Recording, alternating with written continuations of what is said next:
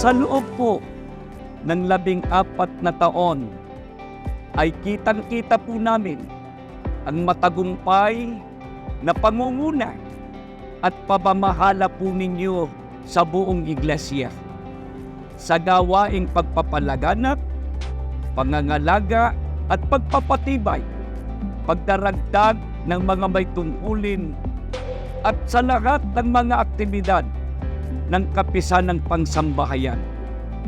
Mula po sa amin na mga ministro at mga manggagawa at sa amin pong sambahayan at sa lahat ng mga kapatid at mga may tungkulin ay bumabati po sa pagsapit ng inyong ika-14 na taon na matagumpay at magiting na pamamahala sa buong iglesia.